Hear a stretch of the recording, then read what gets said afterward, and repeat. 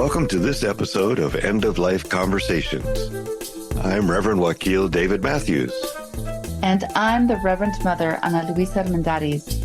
In this podcast, we share people's experiences with death and dying, grief and loss, and the end of life.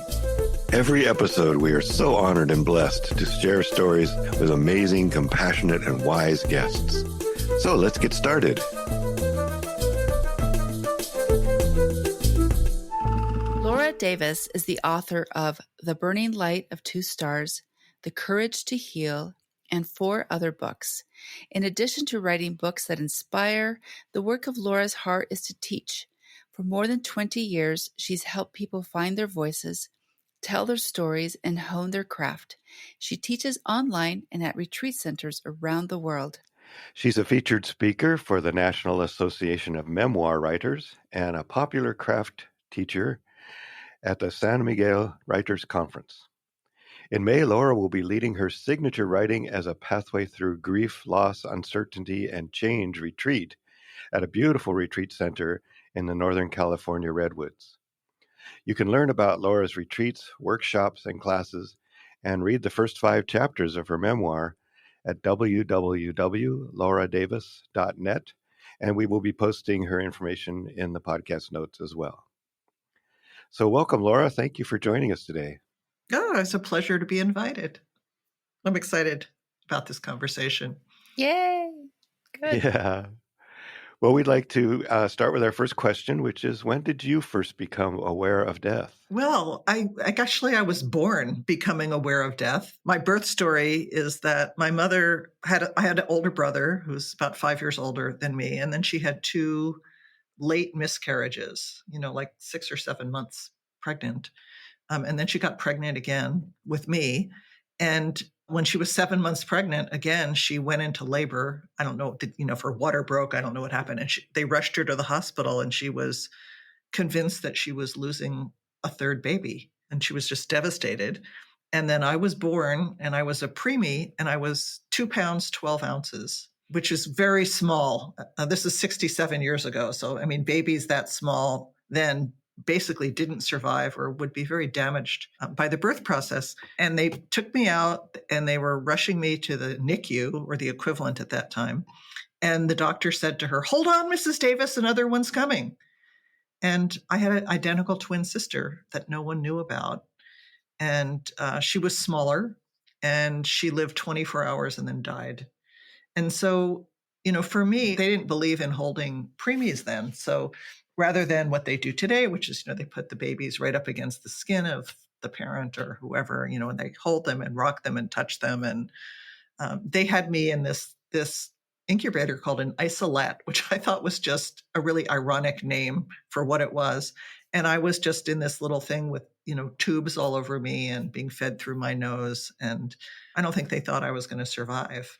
And I never saw my identical twin sister again. So, I was born into that loss. And, I've had a fair amount of trauma in my life and things that have been challenges. But I would say that experience of primal loss from the moment of my birth has shaped me more than anything else. And, it's interesting because the doctors, my family was Jewish. The rabbi said, "Don't build a monument to someone who never existed." So my sister didn't have a funeral, or I always had this idea that they threw her in the garbage. I don't know what they did with her, but there was no acknowledgement of her as a human being. But what my mother did, which I really am incredibly grateful for, she named her. So my sister's name was Vicky. And I have my whole life feel like I've had a relationship with her. And I don't talk about it very much. I wrote about it in my memoir because it was such a critical part of my life, and also something my mother and I bonded about. She was the only other person who ever grieved that loss besides me. Wow. So asking you how death impacts your life story is actually redundant, because you've been weaving death and loss throughout your whole life. Yeah, and I really appreciated in the book that you really spoke to that, and it really did come up over and over again as kind of just a theme throughout your life of this other personality that was a part of you in such a deep way. Mm-hmm. Yeah, I think there's just a way I have felt untethered. And I think it's from that that birth experience and then being in the isolette where I was never touched for the first 6 weeks of my life, that affects your wiring forever. And then, I had a really incredibly difficult mother-daughter relationship. I became estranged from my family. I was sexually abused as a child by my grandfather. So there were a lot of other things kind of layering on top of that. But I think the end result was just this feeling of being disconnected, untethered, and having a very tenuous feeling of connection, grounding. And I've spent my whole lifetime healing that. Mm-hmm. Yeah. Yeah, and that was really reflected in the book, and I really appreciate that you're willing to talk to us and share yourself in this way. It's I know that trauma can be difficult to work through, and so I appreciate that you've done that work and that you're willing to help others as well. Absolutely. What is your current role or work? Can you talk a little bit more about what kind of work you're doing now? Yeah, I mean, I'm an author. I've written 7 books, and they all have reflected what I was obsessed with at the time I wrote them. So my first book was called The Courage to Heal. I wrote it with the poet Ellen Bass, and it was the first book that helped women heal from child sexual abuse. So that was in 1988, and that book led to 3 other books on that topic of how to heal. And at that point, there wasn't that information was not in the zeitgeist at all. So it was really a groundbreaking book. It became very controversial because I think anytime there's progress towards ending oppression, there's a backlash, so we were the subject of a backlash. And also the book took off and became very well known. So when you're visible, you become a target. So I had that experience of both having people say, you saved my life. I would be dead if it wasn't for your book. Your book is my Bible, these kind of things. And other people feeling like, I was the Antichrist and all at a pretty young age. So I had that. I worked with that subject for a number of years. And then I got to the point where I really didn't want my life to be about this terrible thing that had happened to me. I didn't want my identity to be Laura Davis incest survivor. I had done my own healing work and I felt ready to move on, and I didn't want my work to be completely surrounded with that topic. So I started writing about other things. After those 4, the next one was about parenting because I was a new parent. And I teamed up with a great parent educator, and we wrote a book called Becoming the Parent You Want to Be. And then years down the line, my mother and I had been very estranged, and we started working towards a kind of reconciliation. And I got really interested in that topic. So then I wrote a book called I Thought We'd Never Speak Again. And it was a guide for reconciliation, which doesn't just mean making things nice and, finding a place of everything's wonderful. It's sometimes reconciliation might mean walking away from a relationship that is just too damaging to sustain and finding that inner peace with that split or that schism. So I was really interested in that. And then when I was in my 50s, I guess early 50s, my mother contacted me from across the country, and we had this kind of détente, this somewhat reconciled relationship, but it only worked at a distance of 3,000 miles. And she announced she was moving to my town for the rest of her life. And I was very ambivalent about it. I thought it was going to ruin my life. I didn't think I was capable of being around her with that kind of proximity. I didn't feel like I had what it would take to be her caregiver, which is what she was wanting me to be. But I said yes to her because for one, she was a force of nature. But I think there was a part of me that just wondered if it would be possible for us to heal our relationship the rest of the way before she died. So that's what I wrote my memoir about. It was, that experience of taking care of her for the last 8 years of her life. So writing myself has been a big chunk of what I've done, but I've also been working with writers for the last 25 years, teaching them, taking them on retreats and journeys around the world. But really teaching people primarily how to use writing as a tool for healing. And that's really what I love doing the most. So, people come often when they're dealing with, uncertainty in their life, or they're dealing with a grief, or they're dealing of any kind of grief, a death, a loss, a retirement, empty nest, dealing with an illness, becoming a caregiver, disillusionment with the world, grief over climate. I mean, just all kinds of things. And I think writing is a really incredible tool to deal with the things we don't typically get to say or express. writing has a way of just enabling people to tell the real truth in a way that we don't get to do very often. So I guess my job is creating these safe containers, either online and in person, where people can write and say anything and have that writing received and heard in a sacred and safe community. And people don't have to consider themselves to be a writer.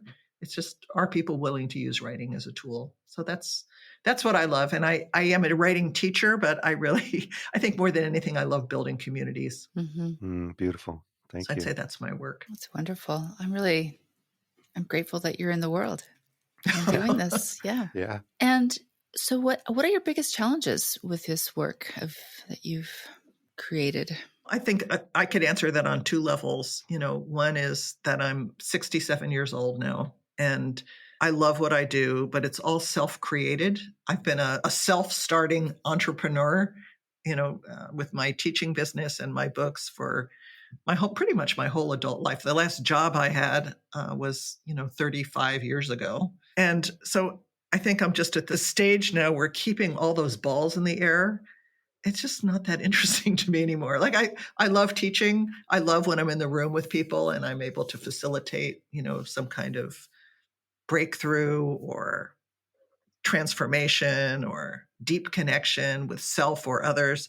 But everything it takes to run the business of making it happen, getting the people in the room, I'm just getting really tired of it. So I feel like that's a struggle for me at this moment. I think on the bigger human level, the challenge I am facing, which I think is pretty much everyone I meet and talk to who really talks honestly, is how can I be awake to all the suffering that's happening in the world and the danger, of the climate, of the theocracy coming into America, the war in Gaza. There's just so many things that are so difficult and feel like we're moving in the wrong direction. And I feel like there's so much danger and uncertainty. Like, to not numb out to that, and also simultaneously, how do I keep having joy in my own life? How do I keep feeling grateful for the many wonderful things I have in my life? It's like walking this razor's edge of how to be awake right now and not either fall into the pit of like cynicism, despair, numbing, and also not to not look.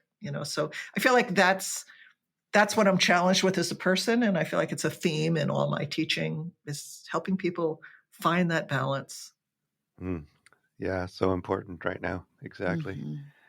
Yeah, I think all of us are working in that regard.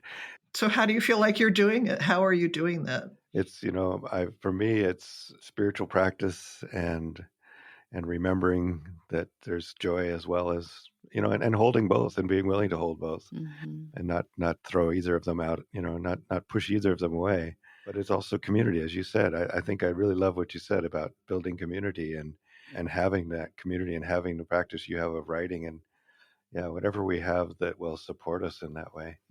And that kind of is a good segue right to our next question about what do you need to feel supported? What supports you?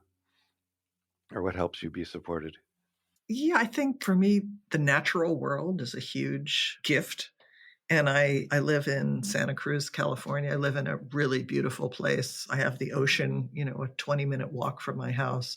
There's redwood forests 20 minutes in the other direction. There's like amazing places I could walk to right from my house, and a climate that enables me to be outdoors pretty much all year, especially if I'm willing to put on some rain gear in the winter, which I have like big rain boots and a raincoat and rain pants. I will go out hiking in pretty much any weather. So I think being in the trees, being at the beach, I feel like if I don't get that, I just start to feel anxious and tense, and I'm like wedded to my list. And then I just go outside for half a day or an hour, and I feel like I'm just drinking in that chlorophyll and that natural world and how it's alive and is going to outlast us probably with the way we're doing things right now. So true. And moving my body, being physical is really important. And having, I have really good friends I have blessed to have, I have 3 children and 3 grandchildren, and they don't live around here. They live really far. My daughter's traveling in Morocco right now, been traveling in Morocco, Turkey. She lives in the Middle East.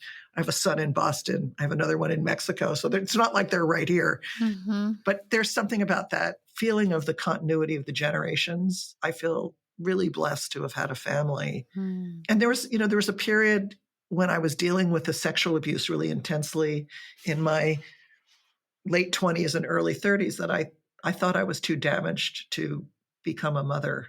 I just thought I would have to pass on the trauma that I had experienced and that I wasn't capable, but through a lot of really incredible therapy and healing and having a fantastic partner who, has really stood by me for over 30 years, I was able to have that thing that I really wanted. And it was very healing for me. So I think that feeling of connection with people who I feel safe with. Mm-hmm. I have a cousin who lives nearby who has a baby. I just spent the day with this baby, and it was just being with a baby was just fantastic, that experience. Another wonderful healing. Yes. Being part of a writing community, both the ones I lead and the ones I participate in. And then just like basics, like I really like to go to the grocery store, go to the farmer's market, come home, cook a healthy meal, just grounding. And lately, like I've become a crocheter. Ooh. My son and daughter-in-law came for a visit from Boston last summer, and they brought Karen and I these little kits called Woobles. They're like little crochet kits, and they got us started. They're very artistic. They got us started on this, and I've just been like a crochet fiend ever since. And I love it. Ooh. It's challenging. It's really hard. It's creative, and it's a really incredible meditation. Mm-hmm. To be making something with my hands, and so I've been doing that, and swimming.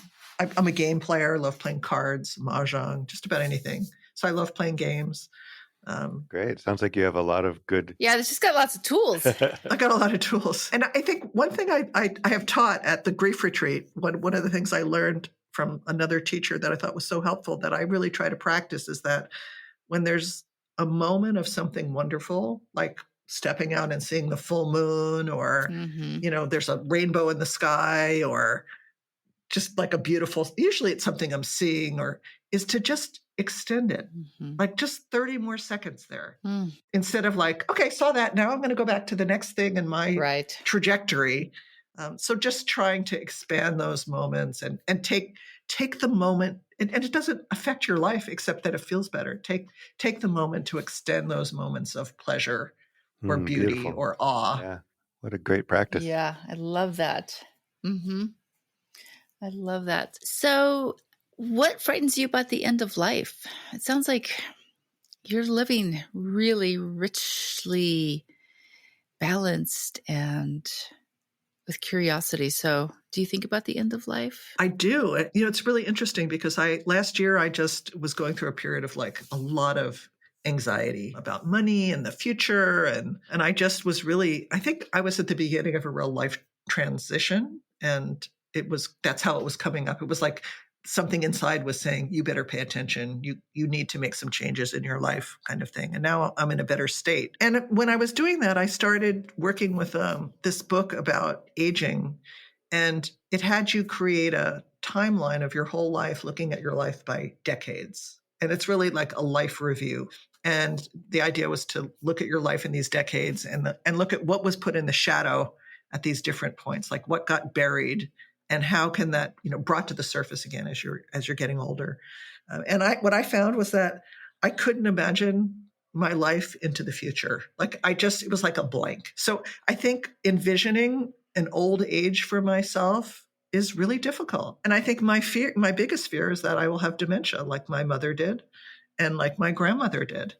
So I think that's what really frightens me the most. And I do think that some of the things I do that I mentioned, like playing mahjong, crocheting, I do things that are really good for the brain. And just like the past week or so, I just have been on like a cleaning binge. I cleaned my whole office. This has been going on for months.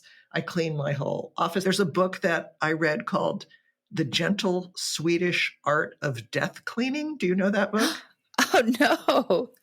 That sounds amazing. Yeah. Yeah, it's a really it's a really amazing book, and it's actually quite positive. And it's this woman in Sweden who's now, I think, 99 years old or something. And she just talks about, what if you didn't leave a huge mess for your children or your heirs or your friends or whoever's going to be there after you die? Yes. And it just got me going on like cleaning out my shit. Mm-hmm. And not just having my life be chaotic in terms of all my papers. And so I've been doing that process for about 6 months, which has really felt incredibly positive. Like it's just freed up this energy where I feel so much happier. Oh, it's so beautiful. So lately I've been revisiting I have a living trust I made, decades ago. I have my end of life paperwork. So I've been going through all that because I haven't looked at it in 10 years. Mm-hmm. And one of the things that I learned from one of my students is there's something called a dementia directive. Yeah. Oh. I downloaded it from the internet and I filled it out. And it basically talks about these different phases of dementia, early, medium, and then you put in writing what you would want to save your life if you were in that state. And I said, basically nothing. Like that's not how I want to live. And I am choosing someone besides my partner, Karen, if I outlive her. I chose a friend who I know would be able to do my wishes, because I don't think my children could. I mean, I think I could imagine them like they're 27, 31, and 45. I just can't imagine them not saying, just save her. Right. And I don't want to just be saved. So, but I know you can't control what happens at the end of your life. You just can't. Right. That's right. And my mother was someone, I wrote about this a lot in The Burning Light of Two Stars, is she used to say things like, if I ever need to be in a walker or a wheelchair, just take me out back and shoot me. Yep. But then there she was at the end of her life with her walker and a wheelchair and sitting on a bedpan with a big smile on her face. And it was like, we don't know. Right. That's right. And I've seen that with other people too, that as they decline, their standards of what's acceptable keeps changing. Yeah. It changes. Yep. I actually am really delighted by how you were so prepared for your mom's death. At the end, when you showed up and you had her advanced care directive plan at the emergency room, and that nurse said to you, I wish more people had everything put together. And I just want to say to you, like, that's my dream for everyone. And you did it. That was so beautiful. Well, actually she did. I mean, yes, I did that. I think what she was responding to was not the paperwork, but what she responded to was that I defended my mother from getting unnecessary treatment. Right. Like she was at a place where she had a DNR. She didn't want to be resuscitated. Her dementia was probably moderate, going, at the far end of moderate. She was in really bad shape, and she hit her head. And she was in an assisted living place, and they insisted I take her to the emergency room. Like I was like, I don't want to take her. And then when I brought her there, they wanted to do all these tests, all these invasive things. And I said, no, just take the picture of her head. That's required because we're not going to treat any of these things anyway. Right. And that's when she said, I wish people had an advocate like you. Right. Yeah. I love that. But my mother was super clear. I think one reason I feel good about like catching up on all that paperwork is that when she died, and my father, both of them, their affairs were so in order. Like as the person left, it was easy to follow their instructions. And she had been super clear with me about what she wanted.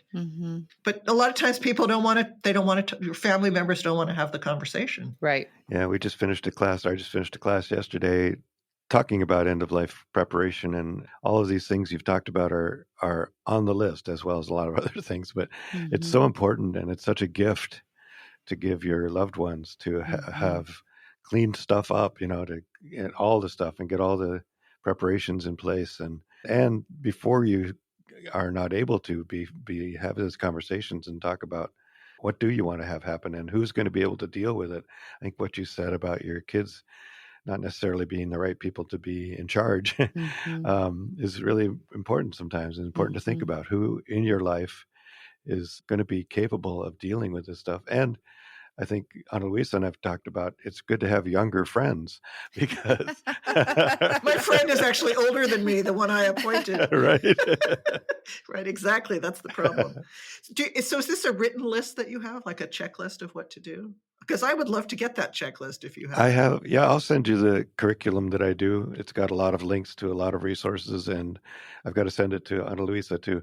Sure, I'd be glad to send that to you. Yeah, I'd love that. That would be fantastic. Thank you. Yeah, and you can come take the class and help us with it if you want sometime. So should we go to the final? Sure. What do you wish we'd asked you? What do I wish? I didn't prepare for this question. Yeah, okay, I know. There's an epigraph that I have in the front of the book that was a quote from a former student of mine from some piece she wrote in a class like 20 years ago.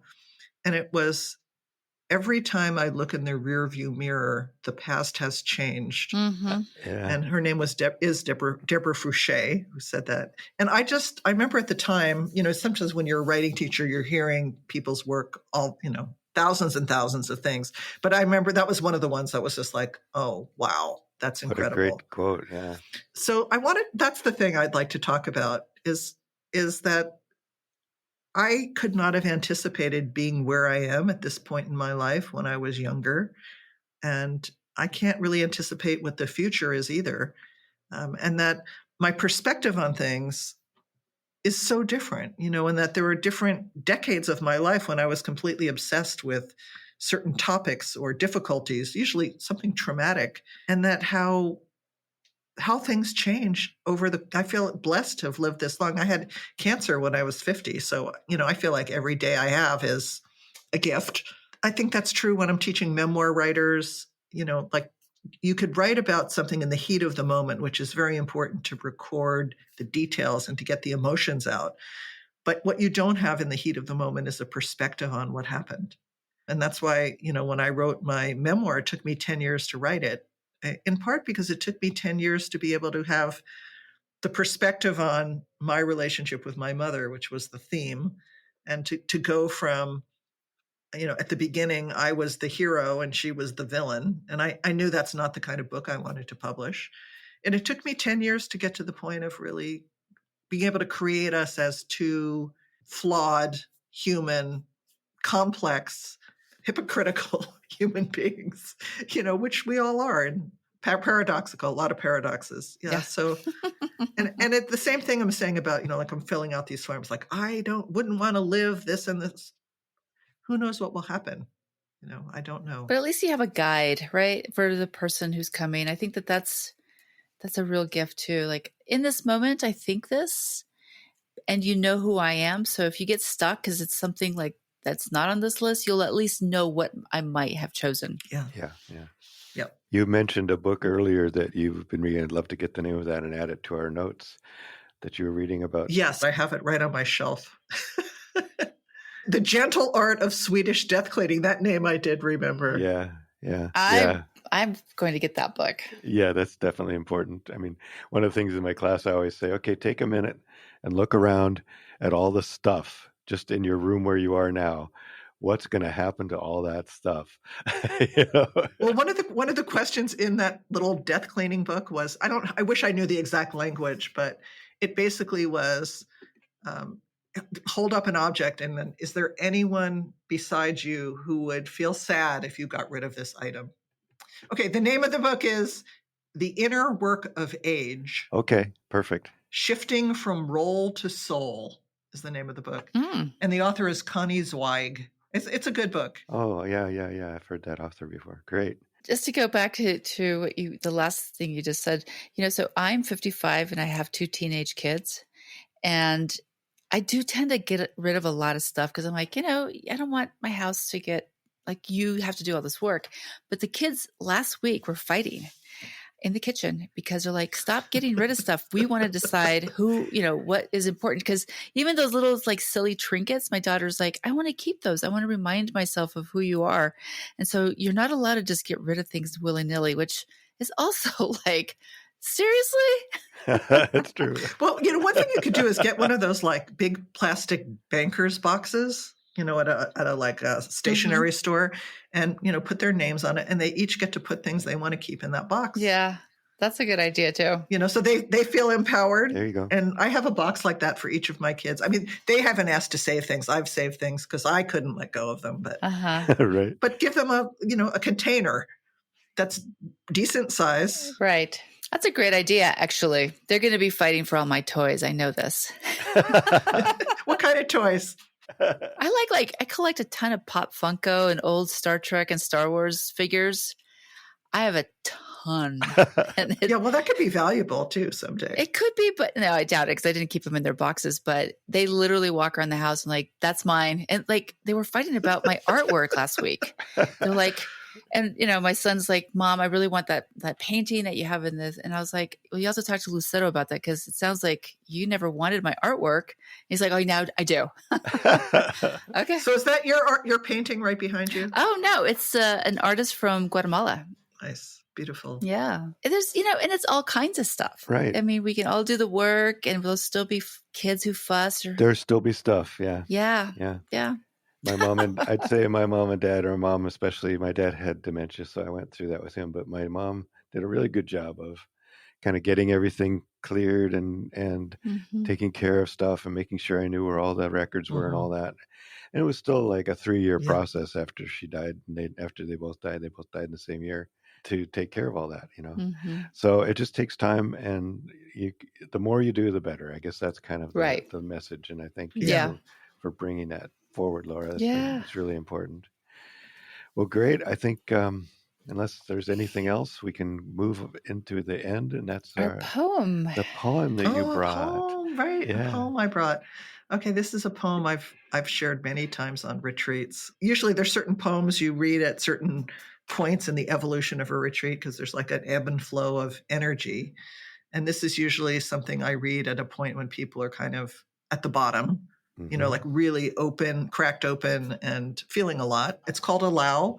It's by Donna Fauld, Fauld. Allow. There is no controlling life. Try corralling a lightning bolt containing a tornado.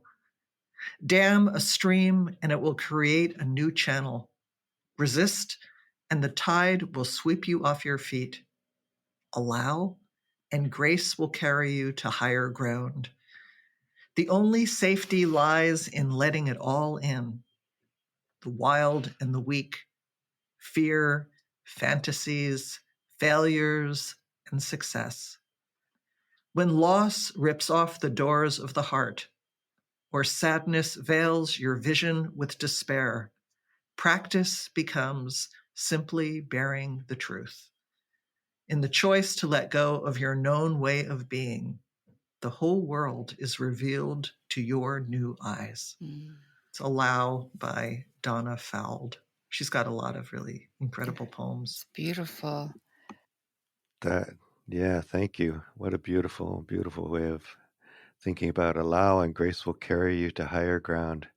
Yes. May that be so. Maybe so. And also, when you resist and the tide sweeps you off your feet, you don't want to have that happen. But as soon as you read that, I remember the times when I resisted and just been flung. Right. And that's part of our life experience. Yeah. Yeah. In the flow of that grief retreat, there's like a period where it's like people are naming their losses and they're talking about their grief and they're writing about it. But then it's like there's also this time of almost like where everything comes undone. Sure. There's this like in between time of limbo, which we are culturally so uncomfortable with. But if you don't enter that space of nothingness, or emptiness or not knowing, then nothing new can be born. Right. Yeah. So it's like, how do you normalize that? It's like, this is part of the process of healing. This is part of the process of cracking open to the next new thing. Right. And growing. And I think the other thing is just that, you don't get over things. You learn to carry them. Mm-hmm. Yeah, exactly. Yeah. As I was thinking of that metaphor of the tide, I was thinking, that part where you're tumbling in the surf and you don't know if you're going to come up again. Mm-hmm. Totally. I've been there. Yeah, me too. I mean, that's Yeah, kind of what we're totally. talking about. Can you let go and just be there with that? Yeah. Oh, I love that. Thank you so much, Laura. Yeah, it's been a really beautiful conversation. Oh, you're so welcome. It's been a pleasure. It's been Yeah, a nice thank you. conversation. Yeah. Thanks so much for joining us on the End of Life Conversations. We appreciate you and look forward to sharing our stories. Thanks to my daughter Lucero and Nico Rush, who have cheerfully assisted us as our editors and tech support. Additional resources, transcript of this episode, and links to our social media will be in the podcast notes. Yeah, thank you so much. And please subscribe, tell your friends, follow us on social media, and consider supporting us through Patreon. We want to acknowledge that the music we are using was composed and produced by Charles Heastand.